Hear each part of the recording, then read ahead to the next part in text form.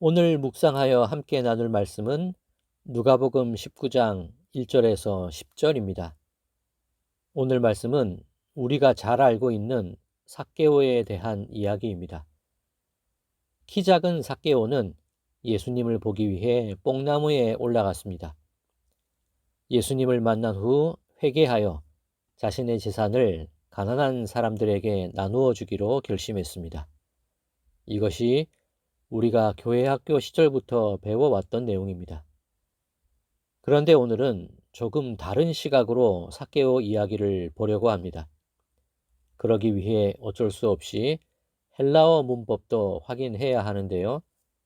어렵고 지루하게 느껴질 수도 있으실 텐데 염려하지 마시고 천천히 말씀을 읽어가 보겠습니다. 먼저 오늘 본문 8절을 보겠습니다. 자신의 집으로 예수님을 영접한 삭개오는 소유의 절반을 가난한 사람들에게 줄 것이며 혹시라도 다른 사람의 것을 속여서 빼앗은 것이 있다면 4배로 갚겠다고 말씀드립니다. 당시 세리들은 로마 정부로부터 권한을 위임받아 세금을 거두었는데 그 지역에 할당된 금액만 로마에 상납하면 되었습니다. 그렇기에 세리들은 할당량 이상으로 세금을 거뒀고 남은 돈은 자신의 부를 위해 쌓아두었습니다. 삭개오는 그렇게 불이하게 쌓은 재물을 나누겠다고 했던 것입니다. 본문 8절을 먼저 살펴보자고 말씀드린 이유는 문법적으로 아주 중요한 부분이 포함되어 있기 때문입니다. 디도미라는 동사를 자세히 보아야 하는데요. 헬라어로 디도미는 주다, 내어주다 라는 뜻을 가진 동사입니다. 이 동사 앞에 아포라는 단어가 붙으면 아포디도미가 되는데 보상의 대가로 갚아주다 라는 뜻이 됩니다. 오늘 본문 8절에 소유의 절반을 주겠사오며 라고 할 때 디도미가 사용되었고 내 갑절이나 갚겠나이다 라고 할 때 아포디도미가 사용되었습니다. 이 단어들이 성경의 다른 곳에서 어떻게 사용되고 있는지도 잠깐 살펴보겠습니다. 마태복음 4장 9절에 광야에서 마귀가 예수님을 시험하면서 내게 경배하면 이 모든 것을 주겠다라고 합니다.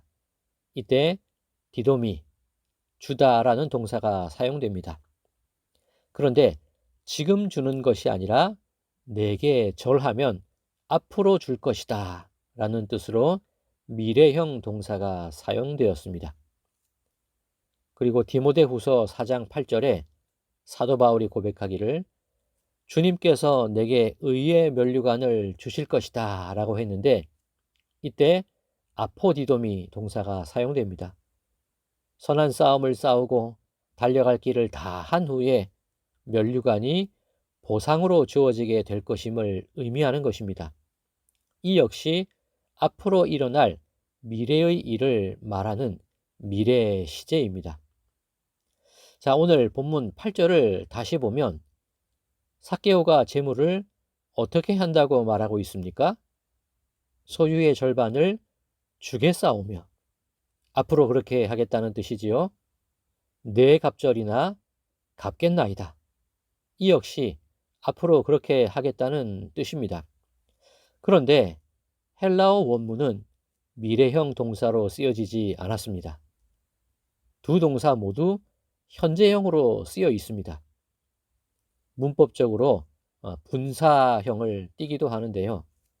이 8절 말씀을 헬라어 원문의 문법에 맞게 다시 읽으면 내 소유의 절반을 가난한 자들에게 나누어 주고 있으며 속여 빼앗은 일이 있으면 내 갑절을 갚고 있습니다. 라고 해야 정확한 번역이 됩니다. 그렇다면 삭개오의 이야기는 우리가 알던 것과는 전혀 다른 내용이 됩니다. 삭개오는 이미 자신의 잘못을 회개하고 이전과는 다른 삶을 살아오고 있었던 것입니다. 누가복음 3장을 보면 세리들 중에 이미 세례 요한에게 세례를 받은 이들이 있었다고 증거합니다. 이때 삭개오가 세례를 받았는지는 알 수 없지만 한 가지 확실한 것은 세리들 사이에는 이미 세례를 받은 이들도 있었고 불의하게 재물을 모아왔던 자신들의 죄를 회개한 이들이 이미 있었다는 사실입니다. 이들을 향해 세례 요한은 회개를 선포했습니다. 스스로 아브라함의 자손이라 생각하지 말라는 것입니다. 회개에 합당한 열매를 맺어야 비로소 아브라함의 자손이 된다고 세례 요한이 선포했던 것입니다. 오늘 본문 9절을 통해 예수님은 삭개오를 향해 이 사람도 아브라함의 자손이다 라고 확증하여 선포하십니다. 즉 예수님이 보시기에 삭개오는 회개에 합당한 열매를 맺고 있었다는 뜻입니다. 자, 그러면 삭개오의 이야기가 새롭게 읽혀집니다. 삭개오는 재물을 불의하게 뺏어왔던 세리로서의 자신의 모습을 회개했습니다. 그리고 회개에 합당한 열매를 맺기 위해 자신의 재산을 나누어 주고 있었습니다. 그리고 예수님을 한 번이라도 만나고 싶다는 간절한 소망을 가지고 있었습니다. 그러던 중 예수님께서 여리고로 오셨다는 소식을 들었고 그분을 뵙고 싶은 마음에 앞으로 달려가서 돌 무화과 나무까지 올라갔습니다. 마침내 예수님께서 그를 보셨고 너의 집에 가야겠다고 말씀하시니 삭개오는 급히 내려와 즐거운 마음으로 예수님을 영접했던 것입니다. 예수님은 이 모든 것을 아시고 예루살렘으로 가시는 길에 일부러 여리고로 들러 삭개오를 만나셨던 것입니다. 그리고 그의 집에 구원을 선포하시고 아브라함의 자손임을 확인시켜 주신 것입니다. 사실 오늘 본문 중에는 헬라어 원문이 번역되지 않은 구절이 있습니다. 바로 2절인데요. 헬라어 이두라는 단어가 번역되지 않았습니다. 원문대로 2절을 다시 번역하면 보라, 삭개오라 이름하는 자가 있으니 세리장이요 또한 부자라. 이렇게 번역이 되어야 합니다. 어제 묵상했던 내용이 기억나십니까? 예수님이 가시는 길을 제대로 보지 못하는 제자들과 우리들이 시각장애인이요. 그런 우리의 눈이 뜨여야 한다고 말씀을 드렸습니다. 오늘 본문 말씀은 그런 우리들을 향해 눈을 뜨고 삭개오를 좀 보라고 하시는 것입니다. 삭개오는 회개에 합당한 열매를 맺은 사람이요. 바로 그 사람이 아브라함의 자손임을 보라는 겁니다. 그런데 너희들은 그 사람의 겉모습과 그 사람이 하고 있는 일만 보고 그를 죄인이라고 판단하고 정죄하고 있지는 않느냐. 그렇게 우리를 책망하고 계시는 겁니다. 죄인의 기준은 누가 세웠습니까?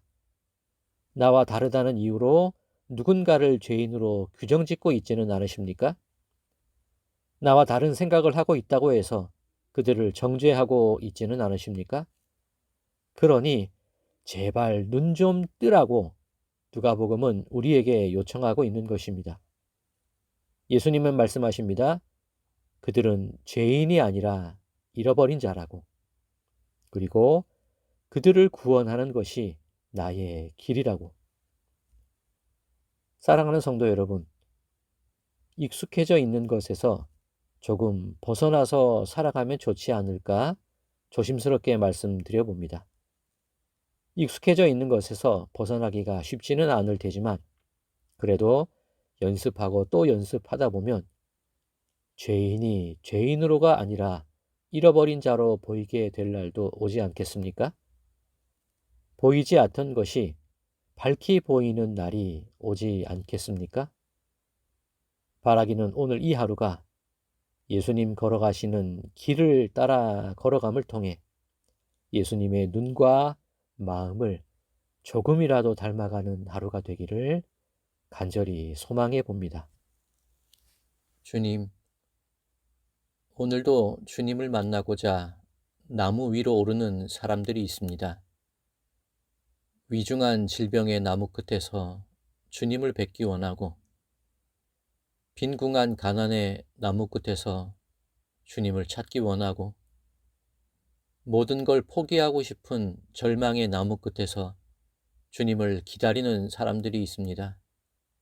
주님, 우리의 소망을 외면치 마시고 우리의 인생 깊숙이 찾아와 주셔서 우리와 함께 유하여 주시옵소서. 그리고 오늘 구원이 이 집에 이르렀다 선포하여 주시사 우리의 모든 연약함과 죄로부터 우리를 구원하여 주시옵소서. 예수 그리스도의 이름으로 간절히 기도드리옵나이다. 아멘.